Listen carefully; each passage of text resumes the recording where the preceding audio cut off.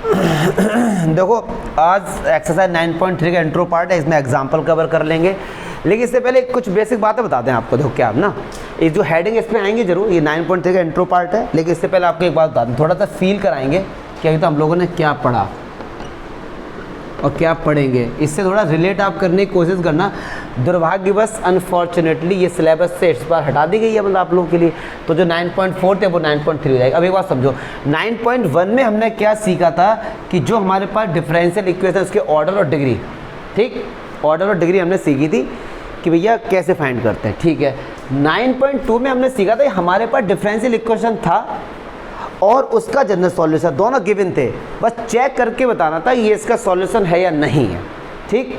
9.3 जो पास्ट की बात होगी, इसमें क्या था, इसमें को बता दें आपको, इसमें जनरल सॉल्यूशन गिवन होता था, जनरल सॉल्यूशन गिवन होता था, डिफरेंशियल इक्वेशन बनानी पड़ती थी।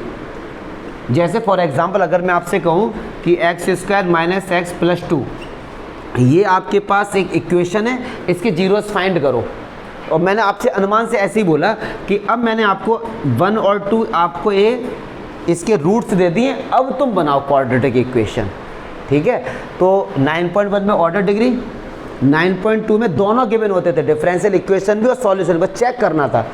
इसमें क्या होता था, जनरल सॉल्यूशन गिवन होता था और डिफरेंशियल इक्वेशन बनानी पड़ती थी। अब इन तीनों में क्या पढ़ेंगे, इन तीनों में आपको डिफरेंशियल इक्वेशन गिवन होगी, जनरल सॉल्यूशन फाइंड करना होगा, ठीक।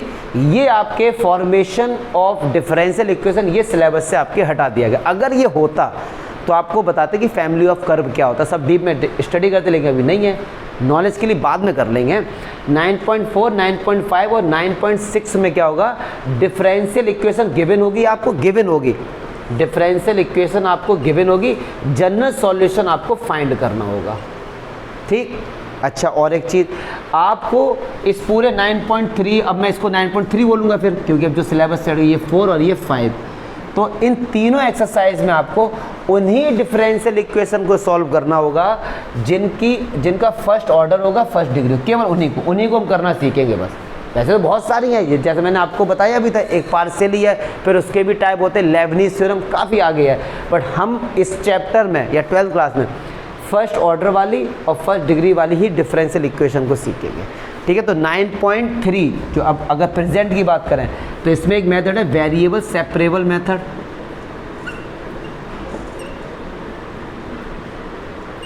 और 9.4 होमोजीनियस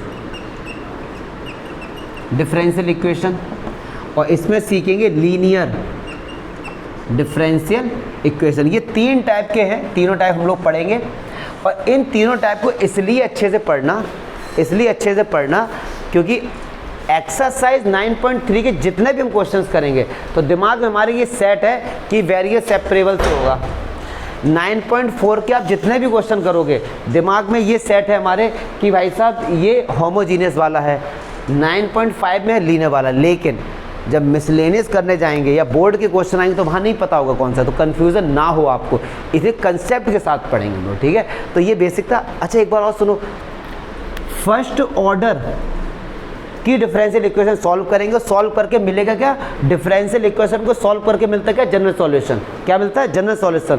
और फर्स्ट ऑर्डर है तो पक्की बात है जनरल सॉल्यूशन में केवल एक आर्बिट्रेरी कांस्टेंट होगा, केवल एक, ठीक है। तो ये बेसिक सी बातें थी। तो आज हम लोग वेरिएबल सेपरेबल वाले से सॉल्व करेंगे। मतलब वेरिएबल सेपरेबल का मीनिंग क्या है, ऐसी आपको इक्वेशन मिलेगी, ऑटोमेटिक ऐसी मिलेगी आपसे कि एक्स वाले एक तरफ हो जाएंगे, वाई वाले एक तरफ हो जाएंगे, ठीक है। होमोजीनियस में ऐसा नहीं होगा, और जो होमोजीनियस में होगा वो इसमें नहीं होगा। तो ये छोटी बात, बेसिक सी बात है, समझ गए। एक बार फिर से लास्ट बार, इसमें ऑर्डर डिग्री फाइंड करना सीखे थे, इसमें दोनों गिवन होते थे, बस चेक करना होता था। जैसे मैंने आपको ये इक्वेशन दे दी, मैंने कहा चेक करो क्या ये इसके रूट्स हैं, ये है था। 9.3 में केवल ये गिवन होगा और ये बनानी होगी आपको। 9.3, 4, 5 में ये गिवन होगा, ये फाइंड करना होगा, ठीक है। इतना ये पूरे चैप्टर का लगभग मैंने ओवरव्यू आपको बता दिया, क्योंकि बच्चे बड़े हौच पौच हो जाता है बच्चों में कि क्या है ये सब। तो चलो जी अब आ जाते हैं वेरिएबल सेपरेबल मेथड 9.3। जैसा नाम से पता लग रहा है कुछ नहीं है इसके इंट्रो पार्ट में, ज़्यादा कुछ है ही नहीं बताने को। एक जैसे हमारे पास एक डिफरेंशियल इक्वेशन दे दी किसी ने, d y over d x x upon y. क्या ये डिफरेंशियल इक्वेशन है? हाँ जी बिल्कुल है, क्योंकि इसमें डेरिवेटिव इन्वॉल्व है। ठीक है, अब कह रहे सॉल्व करो, और डिफरेंशियल इक्वेशन को सॉल्व करके मिलता है क्या? जनरल सॉल्यूशन, मतलब जनरल सॉल्यूशन निकालो। या वो बोले सॉल्व करो या बोले फाइंड द जनरल सॉल्यूशन, एक ही बात है। ठीक, अच्छा इसका ऑर्डर क्या है? एक, तो इसके जनरल सॉल्यूशन में आर्बिट्री कौन सा कितना होगा? एक, ये हमको पता है। अब वेरिएबल सेपरेबल क्या कहता है? वो ये कहता है कि चेक करो क्या x वाले x की तरफ चले जाए, y वाले y की तरफ। क्या ऐसा पॉसिबल है? बिल्कुल पॉसिबल है। क्रॉस मल्टीप्लाई कर दो तो y किसके पास आएगा और x किसके पास आएगा?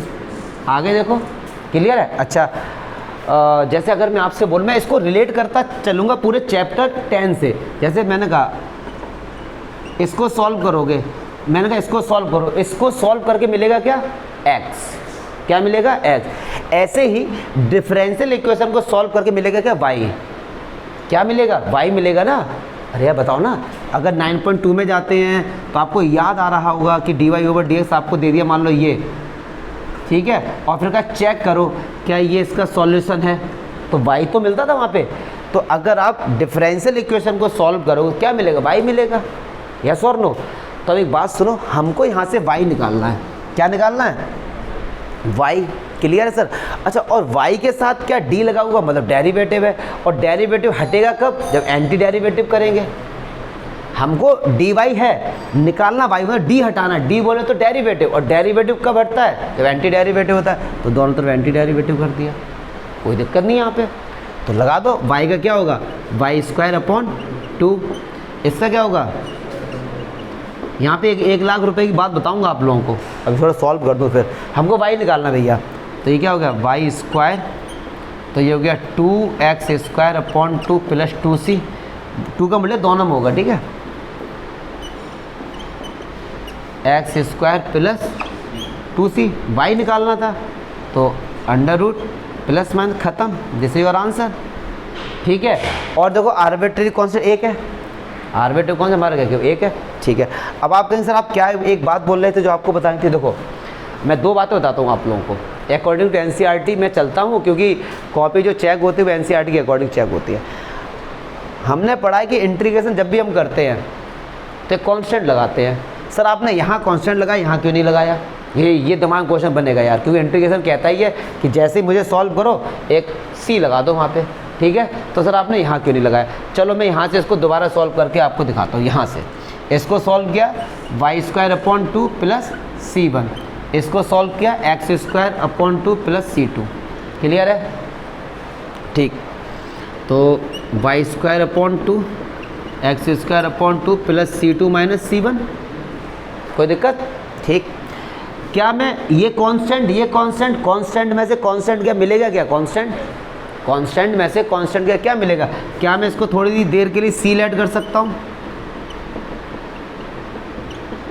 बिल्कुल कर सकता हूँ। आ गए वहीं पे हम, लौट फेर के वहीं पे आ गए हम। अगर हमने इसको यहाँ इनको दिखा दो आप कि where c is equal to c2 minus c1, yes और नो? लौट फेर के उसी वाली इक्वेशन पे आ गए हम। तो सारे क्वेश्चन सॉल्व करने के बाद एनसीईआरटी कहती है यार इतना तो बच्चों को पता है कि बार बार क्यों 2-2 बार उनको मेहनत कराओ, इसीलिए केवल और केवल एक बार वो सी लगा दें, क्योंकि आर्बिट्रेरी कौन सा आना तो एक ही है। ठीक है, तो कोई ज़्यादा टेंशन वाली बात नहीं। और वैसे भी लेबनीज ने भी ये बताया था कि y equal to f x होता है ना, तो x वाले के साथ लगाओ कॉन्स्टेंट, क्योंकि ये कोई बहुत बड़ा लॉजिक नहीं है। तो आप एक साथ लगा दो या अलग अलग कर दो, आंसर हमारे एक ही आना है, कोई टेंशन वाली बात नहीं। ठीक है, तो ये हमारा y निकल गया आगे, मतलब ये हमारा एक जनरल सॉल्यूशन आ गया। क्लियर है? जो यहाँ पुट करोगे तो आपको यही मिलेगा। अच्छा एक चीज़ और बता दूं आपको, ये तो सिंपल क्वेश्चन था, तो हमने क्या किया, आकाश आसानी से y को एक तरफ कर लिया, आसानी से यहाँ पे आसानी से हम y, अभी जब 4-4, 5-5 नंबर के क्वेश्चंस आएंगे ना, तो उनमें हम y को इतने आसानी से अलग नहीं कर सकते। तो उनके लिए भी एनसीईआरटी पता है क्या कहती है? कहती है कायदे में इसका आंसर यहीं पे छोड़ दो, क्योंकि हमारा काम क्या था, डेरिवेटिव को हटाना था। बस हमारा काम क्या था, डेरिवेटिव को हटाना, हमने हटा दिया तो ये भी आंसर हो जाएगा। कोई दिक्कत, इतना झमेला मत करो। ये मैंने क्यों किया? ये मैंने इसलिए कर दिया क्योंकि हम लोग आसानी से सॉल्व कर सकते थे। अभी आने वाले टाइम पे आपको ऐसे y मिलेगा, आपको इस तरीके से y मिल जाएगा, कुछ इस तरीके से, और फिर आपसे कहेंगे y को अलग करो, तो नहीं कर सकते। तो एनसीईआरटी कहती है यार यहीं पे छोड़ के आ जाओ। हम मतलब एनसीईआरटी केवल आपको डिफरेंशियल इक्वेशन को सॉल्व करना सिखा रही है। वो ये मानती है कि कैलकुलेशन आप कर लेंगे, यहाँ पे भी छोड़ के आ जाओ या कर दो, कोई दिक्कत नहीं, ठीक है। अच्छा, ये हमारा एक जनरल सॉल्यूशन आ गया। चेक करते हैं क्या ये इस कंडीशन को सेटिस्फाई कर रहा है या फिर नहीं कर रहा है। तो क्या यहाँ पे इसको रखेंगे आके, तो इसका डिफरेंशिएशन करो। तो मैं आपको चेक करके दिखा रहा हूँ बस ये बार। इसको डिफरेंशिएशन को क्या होगा, 2y अपॉन 2, अब y का क्या हो जाएगा, dy over dx is equal to x square का और c का 0, इससे ही कैंसिल हो गया। तो देखो आ गया dy ओवर dx पर एक्स अपॉन वाई आ गया। तो ये भी तो सही है, अगर ये इसको सेटिस्फाई कर रहा है तो ये भी तो ठीक है। इसे भी करोगे तो भी ठीक है, इसका डिफरेंशिएशन कर लो तो भी यही आएगा यार। तो एनसीईआरटी कहती है यहाँ भी छोड़ दो, कोई दिक्कत नहीं है। तो ये मैं आपको बता रहा हूँ कि y से कैसे भी करके d हटा दो बस, और वही आंसर हो गया। ज़्यादा इसके लॉजिक में मत जाओ, क्योंकि आंसर जो आते हैं वो हो सकता है पीछे से नहीं मिलने आपको, क्योंकि वो ऑप्टिमम सॉल्यूशन बताते हैं। ऑप्टिमम मतलब इसके आगे सॉल्व नहीं होगा, जो अब ये इसके आगे सॉल्व नहीं होगा, लेकिन यहाँ से सॉल्व हो रहा था तो वो क्या। लेकिन आप ना 5-5 नंबर वाले क्वेश्चन बहुत कॉम्प्लिकेटेड आते हैं, सिंपल छोड़ दो। तो ये होता है वेरिएबल सेपरेबल का मतलब, y एक तरफ x है। अब जैसे देखो ये क्वेश्चन आ गया, मान लो कभी, मान लो ये आ गया। अब आप यार देखो x को एक तरफ y को एक तरफ नहीं कर सकते, नहीं कर सकते। तो ये वेरिएबल सेपरेबल से नहीं होगा, ये आपको पहचानना पड़ेगा, ठीक है। अब यहाँ पे मैं आपसे कहूँ x को एक तरफ y को एक तरफ कर लो, नहीं कर पाओगे आप। यहाँ हम लोग कर सकते थे। तो ये वेरी हमारा टारगेट अल्टीमेट क्या है, ये d हटाने, बस ये d हटाने कैसे भी। तो वेरिएबल सेपरेबल कहता है x x के पास y के पास अगर आ रहा है भैया तो वेरिएबल सेपरेबल से करो, अदरवाइज आगे पढ़ेंगे। अब ये होमोजीनियस से होगा हमारा, आगे करेंगे हम लोग आगे जाके। कोई बात, यही इंट्रो पार्ट है बस इसका, और कुछ नहीं। अब तो केवल क्वेश्चन सॉल्व करेंगे हम लोग बस। कोई डाउट है दिमाग में तो बताओ भैया। चलो यार, ये एग्जाम्पल 6, और मैं वो एग्जाम्पल करा रहा हूँ जो मतलब थोड़े अलग है, वैसे तो आप लोग कर ही लोगे। एग्जाम्पल 6 देखते हैं। ये कह रहे हैं फाइंड द पर्टिकुलर सॉल्यूशन, ठीक है। और ये हमारे पास एक डिफरेंशियल इक्वेशन गिवन है, पॉइंट और गिवन होंगे। जब भी कभी पर्टिकुलर आएगा पॉइंट जरूर गिवन होंगे। तो x बराबर 0 y बराबर 1 पे, तभी तो हमको पर्टिकुलर पता लगेगा कि इस पॉइंट पे स्पेस है। तो एक बात सुनो, यहाँ पे x एक तरफ y एक तरफ आसानी से हो सकता है। तो हमने क्या किया, dy और ये y को लेके आ गए इसके नीचे, और ये चला गया माइनस का 4x dx। क्या चमका, कोई दिक्कत तो नहीं आती, बताओ पहले। अब माइनस को लेके ज़्यादा डाउट मत करना कि सर इधर रखे, कहीं भी रख लो माइनस। तो अब हटाना d है तो taking anti derivative both side, ठीक। अच्छा जी, 1/y²। तो एक बात सुनो, ये जाएगा y की पावर -2 और माइनस का 4 आगे ले लो x, कोई दिक्कत। तो y की पावर -2 + 1/-2 और x का क्या होगा, x² प्लस। अब यहाँ पे आगे थोड़ा सा आपको मैं स्टॉप करूँगा, एक चीज़ समझो रहा, और सारे बच्चे ध्यान देंगे इस चीज़, क्योंकि गलती होगी, पर्टिकुलर सॉल्यूशन में आपसे गलती होगी। ये -4 जो है इसका मल्टीप्लाई इस पूरे में हो रहा है, ठीक, समझना, 1 लाख रुपये बात है। और इसका जो आंसर आया वो ये आया है, तो -4 का मल्टीप्लाई C1 के साथ भी होगा। ये बच्चे गलती करके आ जाते हैं, वो -4 का मल्टीप्लाई, क्योंकि इसका इंटीग्रेशन ये आया है, -4 का मल्टीप्लाई पूरे में हो रहा है, तो कांस्टेंट के साथ भी तो होगा। चलो जी आ जाओ। तो ये हो गया y की पावर -1 और ये -1, माइनस का 4 x² 2 और माइनस का 4 C1। अच्छा ये माइनस है, क्या सबको प्लस कर देगा? इतना तो 12th क्लास में यार डायरेक्ट हम लोग कर सकते हैं। तो ये कितना हो गया 1/y और ये हो गया 2x² + 4c1। ये आ गया भैया हमारा आंसर। कायदे में देखा जाए ये 1/y है, तो अगर y क्या होगा तो ये सब नीचे आ जाएगा 1/2 x² और +4c1। क्लियर है? ये हमारा आंसर हो गया। हमसे बोला गया था पर्टिकुलर सॉल्यूशन, तो x की जगह क्या पुट कर दो 0 और y की जगह क्या पुट कर दो 1। तो y की जगह 1 और x की जगह 0। x तो ये कितना हो गया 0 और 4c1। Got it? ये तो आया। तो अब यहाँ से निकालो c1। तो c1 कितना आ गया जी 4 आ गया। c1 कितना आ गया 4 से 1/4 कितना आ गया 1/। कुछ नहीं करना है, कुछ नहीं करना, जो भी आंसर आया C1 का वो उठा के यहाँ पुट कर देना बस। ये कैंसिल हो गया तो 1/y is equal to 2x² plus 1। अब देखो यहाँ से आर्बिट्रेरी कांस्टेंट हट गया और पर्टिकुलर सॉल्यूशन में कांस्टेंट आ गया 1। मतलब क्या, सुनो, जो आपने सॉल्व किया उसमें x की जगह 0, y की जगह 1 पुट कर दो। करने के बाद जो c की वैल्यू आएगी वो ओरिजिनल वाले में पुट कर देना। ठीक, ये हो गया पर्टिकुलर सॉल्यूशन। चलो जी आ जाओ। अब ये देखो, ये तभी तो एनसीईआरटी को मैं थोड़ा सा होशियार मानता हूँ। सिलेबस में 6.3 हटा दिया, टेंजेंट और नॉर्मल, लेकिन उसका क्वेश्चन दे दिया इन्होंने यहाँ पे ये। तो अब क्या है, अब तुमको पढ़ना पड़ेगा। मतलब एनसीईआरटी ये समझती है, सीबीएसई वाला जो बोर्ड है, सीबीएसई बोर्ड समझता है यार बच्चों को पढ़ाना तो है। अब सिलेबस से वहाँ तो हटा दिया, अब बच्चे यहाँ पढ़ेंगे, और जब यहाँ सिलेबस में है तो फिर क्वेश्चंस आएंगे इस पर। तो ये टीचर की रेस्पॉन्सिबिलिटी है कि ये बात बतानी पड़ेगी बच्चों को। देखते हैं क्या ही है। Can I find the equation of the curve. एक ऐसा कर्व है जो इस पॉइंट होता हुआ जा रहा है, given that slope of a tangent at the point x, y is this.